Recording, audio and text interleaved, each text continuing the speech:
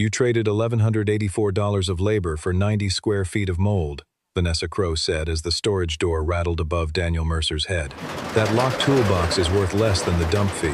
Daniel did not look at the CEO. He was watching the right rear caster under the tall blue cabinet in Unit C-47. Someone had drilled the caster bolt, passed stainless safety wire through it, and twisted the wire with 6 even turns to the inch. Moving companies did not do that. Home mechanics did not do that. Race mechanics did. His 17-year-old daughter, Molly, stood beside him with a flashlight and the same worried crease between her eyebrows that her mother used to get when money was tight. Behind them, half a dozen buyers from the lien sale laughed at the shelves of swollen magazines, cracked plastic tubs, and water-stained furniture. Glenn Pritchard, who owned Pritchard's Storage and the broken rollback truck Daniel had repaired all week, kept rubbing the back of his neck. "I told you I couldn't pay cash," Glenn said. "The unit cleared the lien. Contents are yours, just like we agreed." Daniel had agreed because his garage needed the money, and Glenn did not have it. One day of transmission work, hydraulic line repair, and electrical diagnosis had become a trade for an abandoned unit no one else wanted. It had looked foolish before the door opened. With Vanessa Crowe smiling in a cream-colored coat that probably cost more than his first service truck, it looked worse. Vanessa was not there by accident. Apex Meridian Racing had bought the remains of Crown Vale Grand Prix, whose American transporter driver had rented C 47 years earlier. Her company was preparing a national heritage tour around Crown Vale's only surviving 1,988 car. She had expected old uniforms and records, not Daniel Mercer standing between her and the cabinet. $300, she said. "For the cabinet. You can keep the rest of your treasure." Daniel crouched. The cabinet's paint was blistered, and every drawer pull had been removed. But on the underside of the caster plate, beneath a skin of rust, 2 letters had been struck by hand. O.R. Every serious race mechanic over 40 knew those initials. Owen "Red" Reddick had been the American crew chief who could hear a weak cylinder through a concrete pit wall. He had built tools, no catalog sold, fixed cars with parts the factory claimed could not be serviced, and walked away from Crown Vale after the 1988 season, without ever saying why. Daniel wiped the letters with his thumb. Vanessa's smile disappeared for half a second. Molly saw it. "Dad?" "Don't pull a drawer," Daniel said. One of Vanessa's security men had already wedged a pry bar above the top drawer. Daniel caught the bar before the man leaned on it. "Take your hand off me," the man said. "The cabinet has an anti-tip interlock," Daniel replied.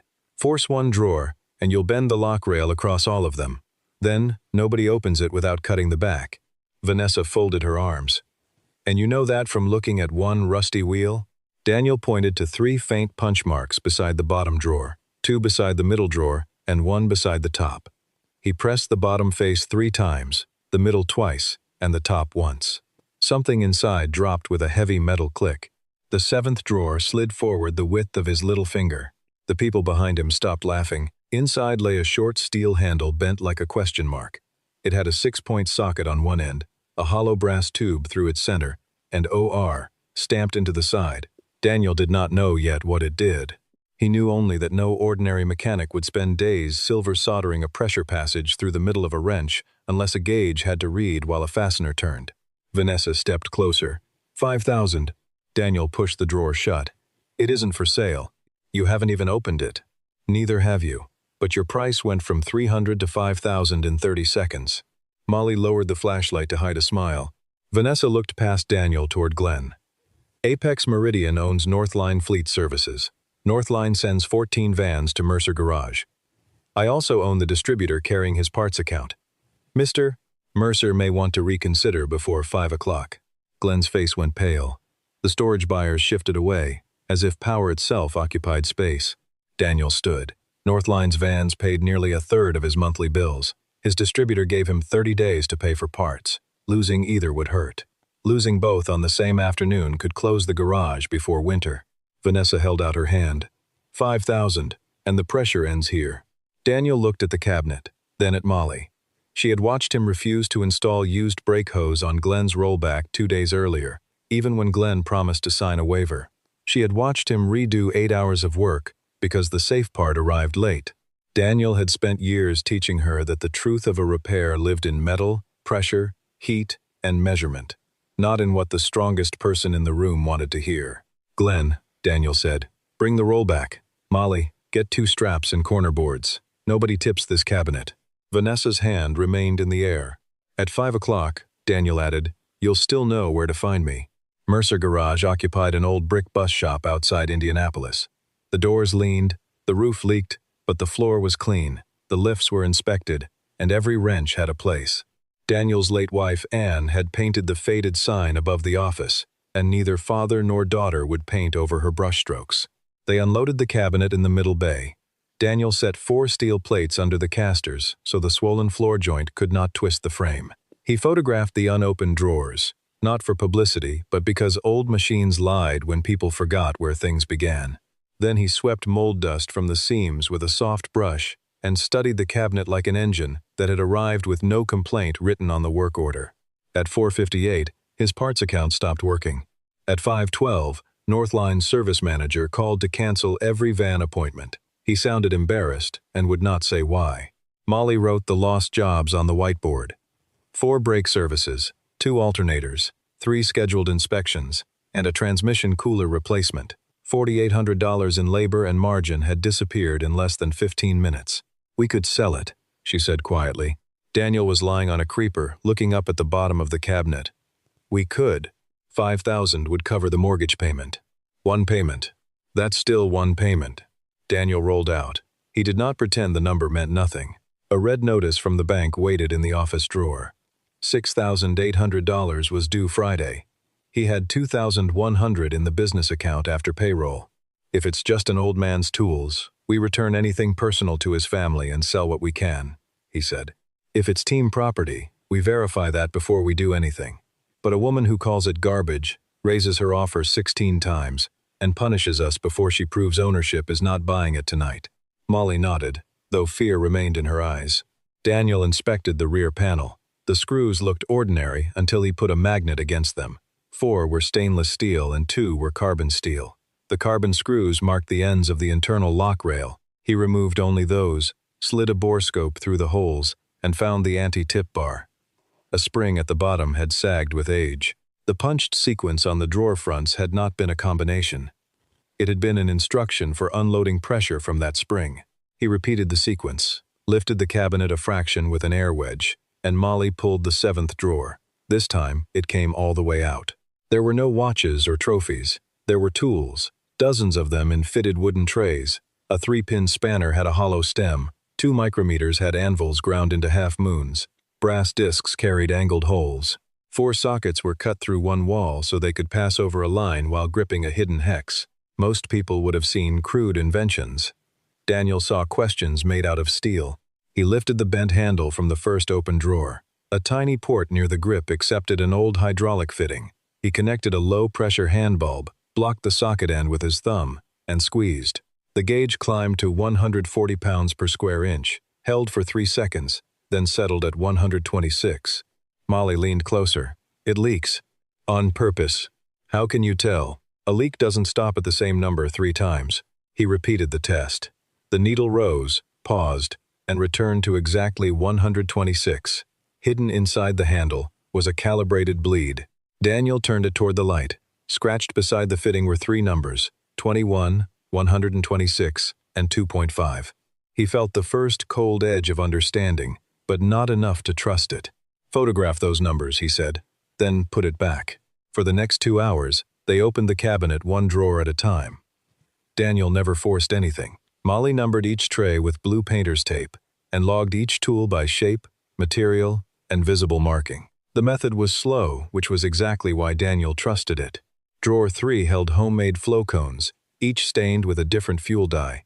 Drawer 5 held soft aluminum jaw blocks, machined to clamp a circular valve without leaving witness marks. Drawer 8 held 6 thin rings, each differing in thickness by only a few thousandths of an inch. The thinnest had a crescent-shaped polish mark on one face. Drawer 10 would not open. Daniel checked the interlock, leveled the cabinet, and tried again.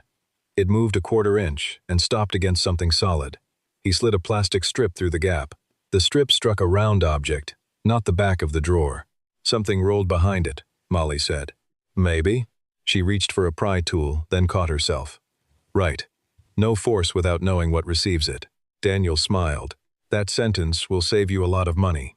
They removed the drawer above, shone a light down, and saw a red-handled screwdriver lying crosswise. Its wooden handle was scarred with 2 small tooth marks. Daniel used a flexible pickup to lift it free. Drawer 10 opened. Inside were 3 things. A compact fixture shaped to hold a pressure valve, a cloth-covered notebook with every written page removed, and a small brass tag stamped CV, 88B. Molly stared at the tag. That's the car on all their posters. Daniel had seen those posters too. Apex Meridian's Midnight Blue and Silver Crown Vale CV, 88B, was scheduled to run at the Indianapolis Heritage Festival in 6 days. The company called it the purest surviving example of late 80s turbo engineering. Collectors had paid thousands for dinner seats near it. Vanessa's licensing deal depended on that story. Daniel placed the brass tag beside the valve fixture. Its inner bore was not round. One side was offset by 21 thousandths of an inch. The same number scratched into the hollow wrench. At 8 the next morning, a towing contractor arrived with an unstamped order to collect the cabinet. Daniel pointed to the storage lien and refused release without proof of ownership. The driver left without lowering his flatbed. 10 minutes later, Vanessa arrived in person with her operations chief, Curtis Bain. Curtis was 60, square-built, and carried the permanent squint of a man who had spent his life around welding arcs. Unlike Vanessa, he did not look at the cabinet first. He looked at Daniel's level plates, the labeled trays, and the pressure bulb on the bench. "You tested the bleed handle," Curtis said. Vanessa turned toward him. "You recognize it?" "No." His answer came too quickly. Daniel noticed a burn on Curtis's right thumb and fresh black sealant under his fingernails. Someone at Apex Meridian had been opening an old pressurized assembly. Vanessa placed a cashier's check on Daniel's workbench, $50,000. Molly stopped writing. "The cabinet, all contents, and every photograph you took," Vanessa said. "You sign a routine confidentiality agreement. Northline returns by Monday. Your parts credit is restored today." Daniel left the check where it was. Why does a worthless cabinet need confidentiality? Because speculation damages brands. What speculation? That Owen Reddick made these, that they were used by Crown Vale, that they have any connection to CV, 88B. You just named 3 claims I haven't made. Curtis looked down at the fixture marked CV, 88B. Daniel saw Vanessa notice his glance. Her voice hardened. "Mr. Mercer, you repair delivery vans and family cars. You are not qualified to interpret Formula One equipment." "Maybe not. But pressure still moves from high to low in my zip code." He connected the hollow wrench to the hand pump and ran the test once more. 140, a 3-second pause. 126. Curtis's jaw tightened. "What should it settle at?" Daniel asked him. "I said I don't recognize it." "Then 50,000 is a lot to pay for it." Vanessa picked up the check. "The offer expires at noon." "So does any fuel hose made in 1988, Daniel said. "If you plan to run that car Saturday, replace every pressure line before you light it. Our car is maintained by professionals. Then tell your professionals the black sealant on Mr. Bain's hand is not rated for fuel." Curtis closed his fist. For the first time, Vanessa's confidence cracked into anger. "At noon, your account becomes cash only. By Friday, Northline will award its work to your largest competitor. And if one unverified accusation leaves this building, Apex Meridian will make sure every customer in Indiana knows you tried to turn stolen junk into a scandal." Daniel stepped between her and the cabinet. "No accusation will leave here, neither will a tool. But if your car has an unsafe pressure system, don't run it in front of a crowd." Vanessa walked out. Curtis followed, but paused at the door. "You don't know what that bleed controlled," he said. "Neither do you," Daniel answered. "Or you wouldn't have sealant under your nails." At noon, the distributor put him on payment upon delivery.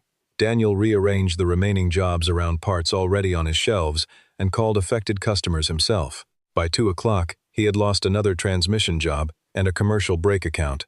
Molly sat on the edge of the alignment rack, holding the red bank notice. "Friday is 3 days away. I know, 50,000 isn't just one payment." "No." Daniel put down the half-moon micrometer. There was no honorable speech that could make 50,000 small. He could save the garage, keep Molly in the community college automotive program, and stop the pressure with one signature. The cabinet had cost him one day. The check would change a year.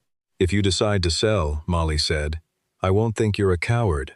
He sat beside her. I'm not afraid of looking like a coward. What are you afraid of?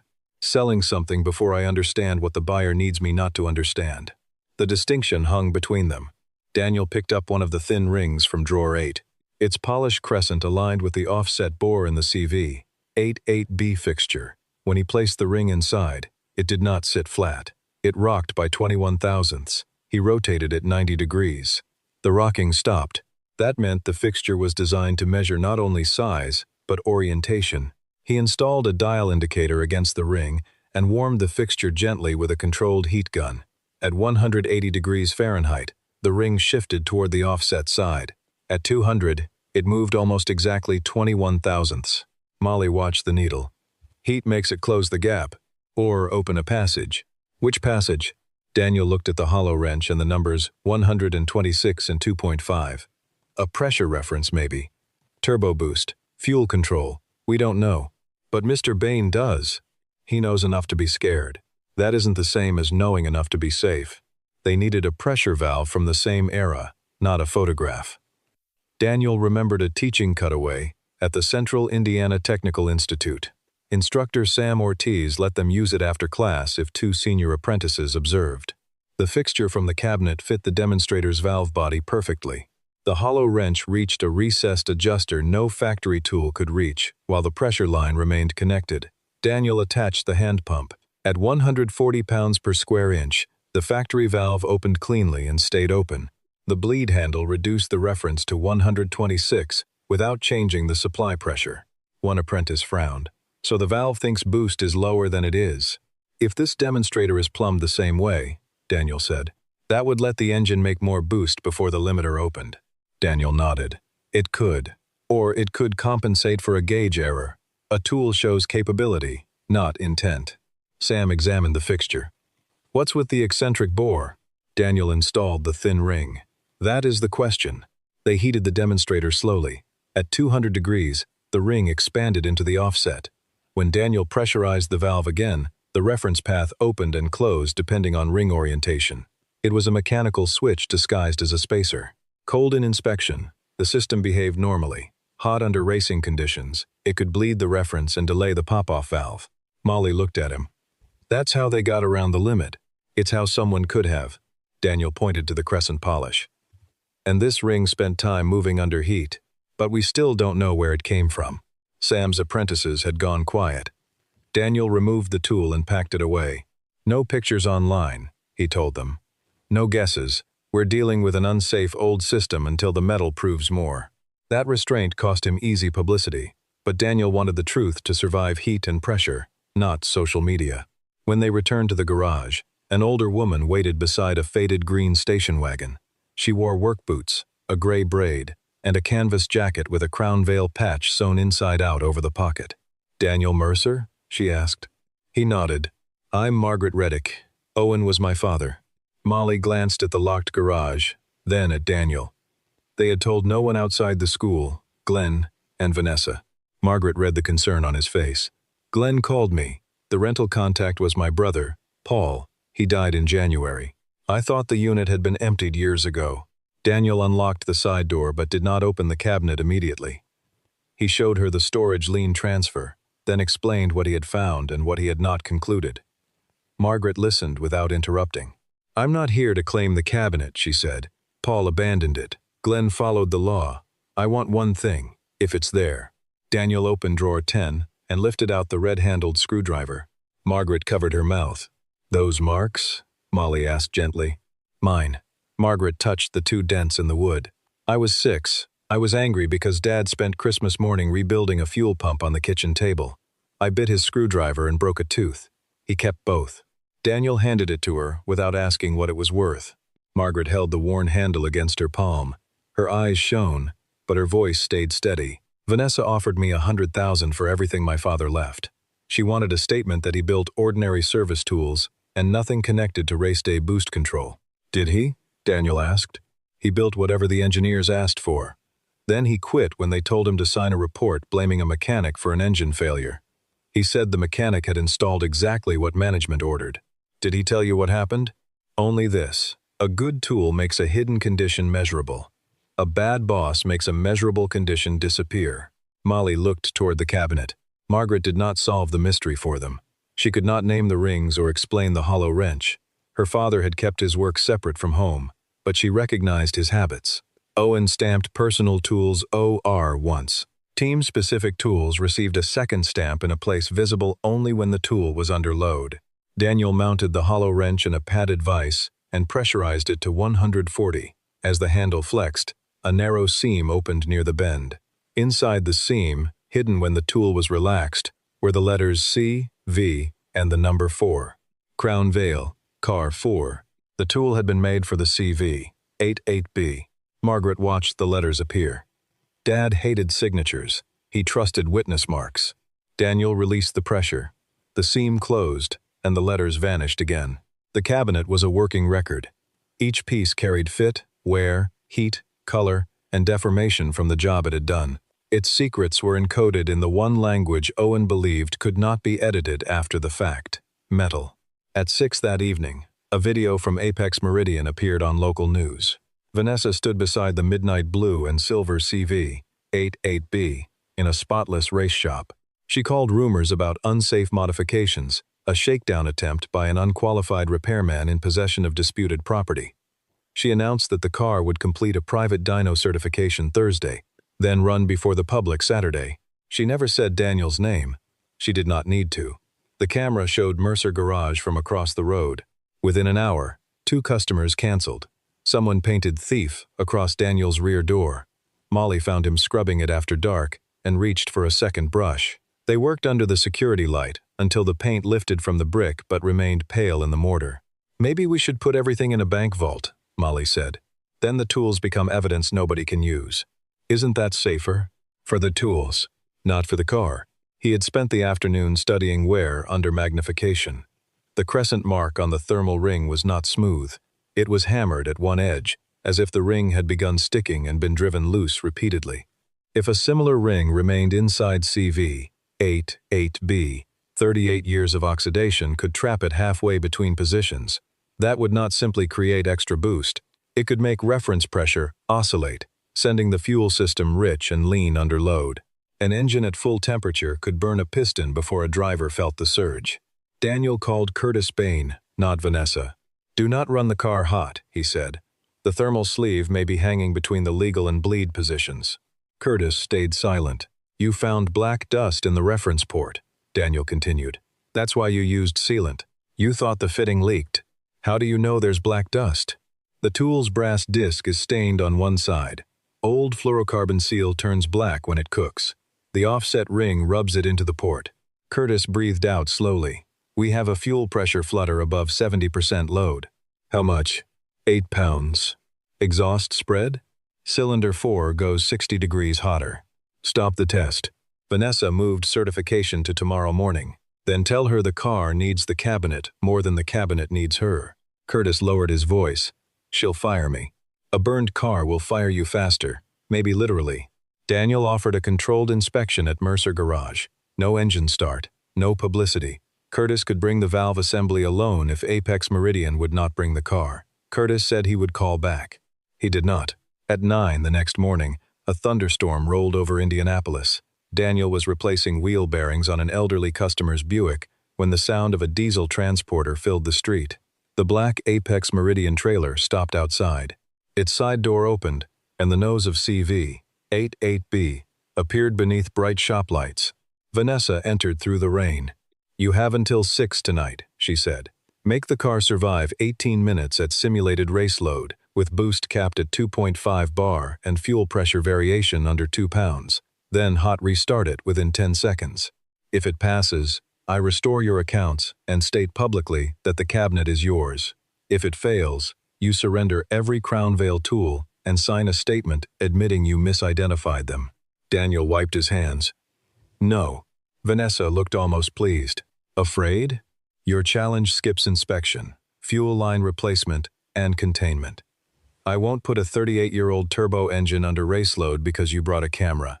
Outside, a local news van pulled in behind the transporter. "You said the car was unsafe," Vanessa replied. "Prove it." "Safety is proved before the pull, not during the fire." Curtis stood behind her, rain running from his jacket. He gave Daniel the smallest nod. Daniel named his terms. The engine would not run until every pressure hose passed inspection. Apex Meridian's fire crew would remain on site. Sam Ortiz and 2 senior apprentices would witness the work. Margaret Reddick could observe. The dyno cell would be cleared, except for essential personnel. All data would remain visible to both teams. If the car failed an inspection, the clock would stop. No one would call a safety refusal a test failure. Vanessa objected to Margaret and the apprentices. Daniel turned back to the Buick. At 10:12, she accepted. The transporter crew rolled CV-8, 8B into the middle bay. Its midnight blue body narrowed around the cockpit like a blade, and silver side pods fed the compact one, 5-liter turbocharged V6. Age showed around fasteners, dull magnesium, and blistered paint near the exhaust. Daniel did not touch it until Curtis gave him the fire system status and disconnected the battery. Then, he began at the fuel cell and worked forward. He rejected 3 braided hoses because their liners shed black crumbs when flexed. Vanessa glanced at the clock each time. Daniel ignored her. Molly logged every hose and fitting. Sam's apprentices laid removed parts in order. Curtis watched Daniel more closely than he watched his own crew. At the boost control housing, Daniel found fresh sealant around a recessed hex. He photographed it, then tried the factory service socket. The socket bottomed against the pressure line before engaging the hex. That fitting was designed not to be adjusted while connected, Vanessa said. The production fitting was, Daniel answered. He opened the cabinet and removed Owen's hollow bent wrench. It passed over the pressure line, reached around the housing, and settled on the hidden hex, as if both pieces had been made that morning. No one spoke. They did not need to. Daniel connected a gauge to the hollow passage in the handle. Now, he could turn the adjuster while measuring the trapped reference pressure, something the factory tool could not do. At 140 pounds per square inch supply pressure, the housing should have opened fully. Instead, the gauge bounced between 124 and 132. Fuel pressure on the test cart echoed the same 8-pound swing Curtis had reported. Daniel stopped pumping. "The engine didn't cause your flutter," he said. "This housing did." Vanessa looked at Curtis. "You said the fuel metering unit was defective." "It tested clean on the bench," Curtis replied. "We couldn't reproduce the fault cold." Daniel pointed to the offset fixture and thermal ring. "Because the fault is heat and orientation. Cold on a flat bench, the sleeve returns. Hot in the car, gravity and expansion move it sideways." He removed the housing using the 3-pin spanner. Beneath the outer cap sat a darkened circular sleeve. One side carried a crescent polish mark identical to the loose ring in Owen's cabinet. Another side had been machined off-center by 21 thousandths.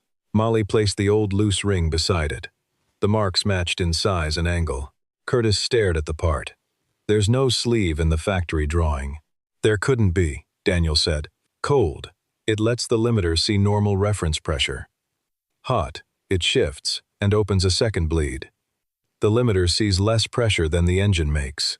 Sam folded his arms. "And after 38 years? It sticks halfway. Instead of one position or the other, it chatters. That makes the fuel reference hunt." Vanessa's face went still. The tools had not accused her with a letter or a confession. They had fitted her car. They had reproduced its fault. The illegal geometry sat on Daniel's clean white tray where every witness could see it. "Remove it," she said. Daniel shook his head. "Not yet. You have identified the defect." "I have identified a defect. I haven't proved the legal configuration will control boost, fuel pressure, and heat together." 6 o'clock, Mr. Mercer. "Then stop spending time telling me what the clock says." For the next 3 hours, Daniel measured the housing bore with Owen's half-moon micrometers. Standard anvils contacted the widest points and missed the offset. Owen's reached behind the shoulder and showed the true concentric diameter. He used the toolmaker's thin rings as comparators, not replacement parts. The legal housing needed a plain spacer that preserved spring preload without opening the hidden bleed. No catalog carried it. Daniel selected a piece of fuel-compatible bronze from his old stock, turned it on the small lathe, and cut it 2/1000ths over size. Then he hand-lapped it until it entered the warm housing with a light, even drag. Molly asked why he did not make it loose enough to guarantee free movement. "Loose becomes impact," he said. "Impact becomes wear. We want the spring to move, not the spacer." He drilled no side passage. He added no concealed feature. The new spacer was deliberately simple, legal, and reversible. He marked it M, G, Test only with the date, so nobody could later pass it off as an original race part. At 2:30, Curtis pressure tested the rebuilt housing. Supply climbed to 140. Reference stayed within half a pound. The valve opened at the regulated limit and returned without bounce. That was the first proof, not the final one. The engine still had to survive heat. They replaced the rejected hoses. Daniel sampled the oil, cut open the filter, and found no bearing metal. Cylinder 4 tested weaker than the others but remained safe for a controlled run. If exhaust spread exceeded 35 degrees, fuel pressure varied more than 2 pounds, oil pressure fell below 62, or boost past 2.5 bar, Molly would hit the red abort switch. Vanessa looked at Molly. A 17-year-old controls the test? The person logging the limits controls the stop, Daniel said. She has no reason to protect your schedule. Molly met Vanessa's eyes and placed her hand beside the switch. At 4:15, the car was secured on Daniel's hub dyno. Fire blankets shielded the oldest magnesium surfaces. The dyno cell doors were closed. Cameras looked through reinforced glass. Glenn arrived still wearing his storage company jacket. Margaret stood beside him with her father's red screwdriver in her pocket. Northline's service manager came too, along with 3 mechanics who had been told to stop sending Daniel work. By then, the story was bigger than a cabinet. It was about whether skill could still establish truth when a powerful owner controlled the story. Daniel primed the oil system without ignition. Pressure rose to 68. He rotated the engine and listened. No scrape, no dry bearing, no pump cavitation. Ignition live, Curtis called.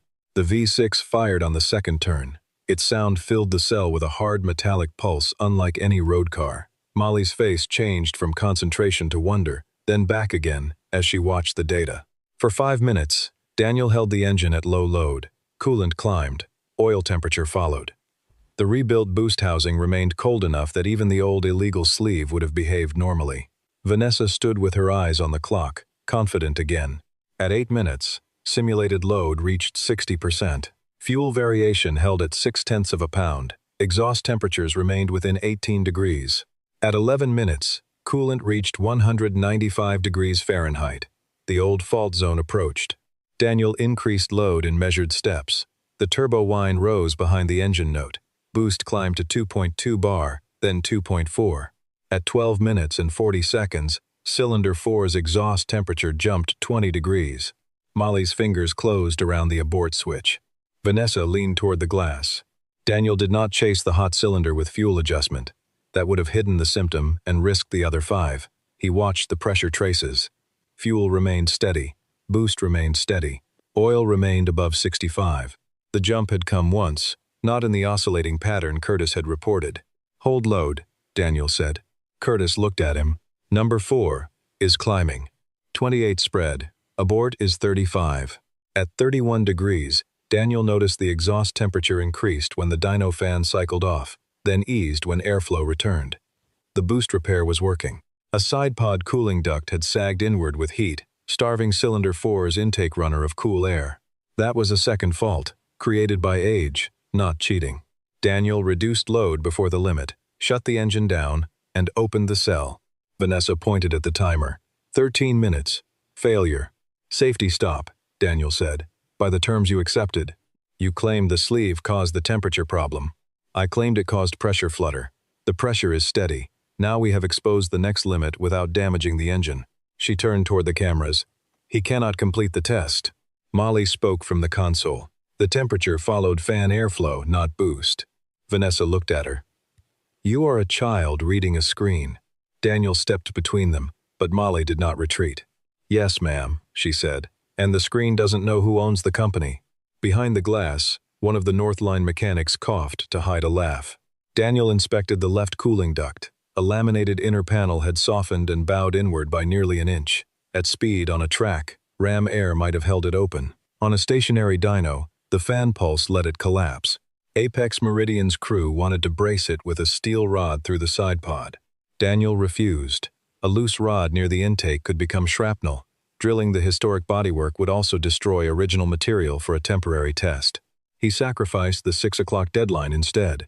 We make a saddle, he said. Wide contact, no holes, tethered at 2 points. Vanessa's voice sharpened. You have 52 minutes. Then we finish after 6. The deal ends at 6. Daniel looked through the glass at the witnesses, then back at the car. If he rushed, he might win a bet and lose the machine. He took off his headset. "End the deal," he said. "I'm not damaging a survivor to protect your deadline." Vanessa stared at him. She had expected poverty to make him obedient. It had made him careful. Curtis removed his Apex Meridian jacket and laid it over a chair. "I'm staying to finish the test safely." One by one, 2 members of his crew did the same. The behavior in the garage changed. No one waited for Vanessa's permission. Sam's apprentices brought fiber sheet and high-temperature padding. Glenn moved the news camera back from the fabrication table. Molly reset the abort limits on a fresh log. Margaret held the work light while Daniel shaped a curved saddle that spread load across the duck's existing flange. Vanessa had not lost her company. She had lost control of the room. At 6:23, the duct held its full area under fan cycling. Daniel inspected every tether and tugged each by hand. Only then did he authorize a second run. Vanessa remained behind the glass. Leaving would have looked worse than staying. The V6 restarted hot in 7 seconds, and the second timer began. Through the opening minutes, fuel pressure held steady while the repaired duct kept all 6 exhaust readings close. At 12 minutes and 40 seconds, the exact point of the earlier rise, cylinder 4 remained within 19 degrees of the average. Daniel advanced to simulated race load. Boost touched 2.5 bar and stayed there. The hollow wrench's gauge read the true reference without a single bounce. Owen Reddick's tool was not controlling the engine now. It was making the hidden condition measurable. At 15 minutes, oil pressure settled at 64 pounds per square inch, 2 above the abort floor. The engine was fully hot, the turbo was working, and the repaired system had entered the condition where the old sleeve used to shift. At 18 minutes, Molly called the final figures. Boost, 2.5 bar. Fuel variation, 7/10. Exhaust spread, 21 degrees. Oil pressure, 63. Daniel held the load for 5 more seconds, so nobody could claim the timer had been anticipated. Then he reduced throttle, cooled the engine in stages, and shut it down. The old Formula One car had not merely made noise. It had reproduced the exact heat and load that caused the fault, held the legal boost limit, kept stable fuel pressure, and protected its weakest cylinder. One requirement remained. Daniel waited 30 seconds for heat soak, the cruelest moment for a turbo engine. He checked the fire crew, glanced at Molly, and raised his hand. Hot restart. Curtis engaged the starter. The engine turned once, twice, and fired at 6.8 seconds. Through the glass, Northline's mechanics began clapping. Sam's apprentices followed. Glenn struck the side of his leg with his cap. Margaret did not clap. She closed her eyes and gripped the red screwdriver, hearing her father's work speak through pressure and heat after almost 4 decades. Vanessa stood alone beside her own camera crew. Daniel entered only after the fuel was isolated. He checked for leaks and confirmed the side pod saddle had not shifted. When he came out, Vanessa approached the workbench. The illegal sleeve sat in a clear parts tray beside Daniel's plain bronze test spacer. Owen's offset fixture surrounded it. Anyone could see the difference. One was built to move and bleed when hot. The other held a legal, stable geometry. "How much?" Vanessa asked. "For the repair?" "For everything. The cabinet, the tools, the sleeve, your data. Name a number." "They're not for sale." "250,000. A sound moved through the witnesses, not quite a gasp, more like a collective intake before a hard lift. Daniel looked at the checkbook in her hand, then at the CV, 88B. "You still think the value is in owning the metal. The value is in controlling what happens to it. That's why you can't have it." Vanessa's face tightened. "You expect me to finance my own humiliation?" "No. I expect you to pay for 11 hours of diagnosis, fabrication, hose replacement, dyno time, and a reversible test repair. The historical parts belong with the history. The data belongs with the test. Neither belongs in a furnace or a locked executive closet." Curtis placed his Apex Meridian jacket on the bench between them. "He also saved your only running car." Vanessa looked around. Her employees were no longer avoiding her eyes. The news camera had captured the challenge, both safety limits, her attempt to call the first stop a failure, and the completed run. She could threaten Daniel again, but the threat would no longer operate in private. "Northline's contract will be restored," she said. "Your parts terms too." Daniel shook his head. "Northline can return if its fleet manager chooses based on our work." I won't accept a contract that appears and disappears with your temper. The distributor account gets written terms and a 90-day termination notice. Otherwise, I buy elsewhere. The Northline service manager cleared his throat. Our vans are coming back. I should have objected the first time. Vanessa looked at him, then understood that firing him in front of the cameras would prove Daniel's point better than any speech. Written terms, she said. And a public correction, Margaret added. It was the first demand she had made. Vanessa turned toward her. Margaret took the screwdriver from her pocket. My father did not build worthless curios. He built the tools your engineers needed, including tools management misused. Say both parts. For several seconds, Vanessa seemed ready to refuse. Then, she faced the camera. She stated that Daniel Mercer had acquired the cabinet lawfully, that the tools were Owen Reddick's original work, and that Daniel's diagnosis had prevented probable damage to CV-88B. She acknowledged that the car contained a non-standard thermal boost control sleeve, inconsistent with its public description as a legal race configuration. She also admitted Apex Meridian had sent a towing contractor without lawful authority and apologized for trying to remove Daniel's property. She did not offer a vague apology. She corrected each concrete claim and action. It was enough because the machine had already delivered the verdict. The next morning, Daniel invoiced Apex Meridian $12,600 for parts, dyno rental, fabrication, skilled labor, fire support, and preservation work. Curtis approved it without negotiation.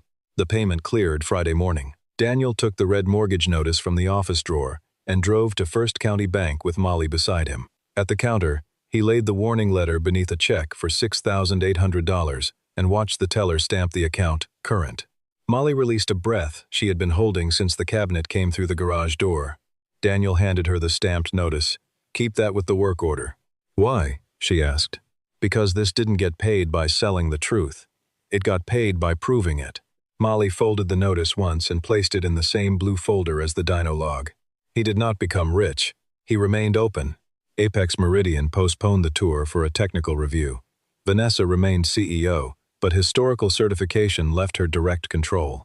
Curtis took charge of making CV-88B safe and honestly documented. Its new plaque described both the brilliance and the rule-bending pressures of its era. 3 years later, the pale outline of Thief still showed in the mortar behind Mercer Garage, partly covered by an apprenticeship schedule. Northline's vans had returned under a written 3-year agreement, and 2 new fleets had hired Daniel after watching him stop the first dyno run, instead of chasing Vanessa's deadline. Margaret had placed her father's cabinet in a vocational trust, so it would remain at the garage while Daniel trained apprentices. Apex Meridian funded a clear enclosure that unlocked in seconds. Molly designed labels explaining what each tool made measurable, never what it might sell for. Beside the illegal sleeve sat Daniel's plain spacer, showing how similar shapes could represent opposite choices. Above them were Owen Reddick's words. A good tool makes a hidden condition measurable. That rainy Friday, Molly completed her final practical exam. She diagnosed an intermittent fuel pressure loss on a vintage turbo car without guessing, protected the engine during testing, and documented the exact temperature at which a hose liner collapsed.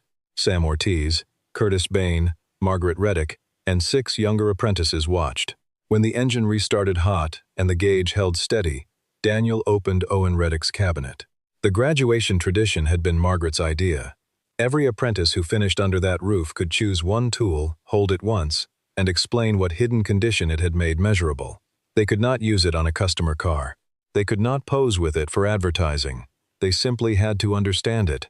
Molly chose the hollow bent wrench. She connected the hand bulb and raised the pressure to 140 pounds per square inch. The handle flexed. The hidden C.V.4 stamp appeared along the seam. The needle paused, then settled at 126. It can turn an adjuster while reading the pressure behind it, she said. And its built-in bleed can make a limiter see less pressure than the engine is actually making. The tool isn't honest or dishonest. The person using it decides that. Daniel nodded. Molly returned the wrench to its fitted tray and closed the drawer with both hands. No applause followed. That was part of the tradition, too. Outside, a Northline van waited with a difficult hot start problem. Rain tapped through the old gutter, missing the new section of roof and finding the one Daniel still planned to repair next spring. He switched on the bay lights. Molly pulled the van inside and reached for her own pressure gauge, not the Legend's. The cabinet remained behind glass, unlocked, its blue paint blistered, and its value impossible to reduce to a check. Daniel opened a fresh work order, wrote heat soak under the customer complaint, and handed the clipboard to his daughter. Then father and apprentice went back to work.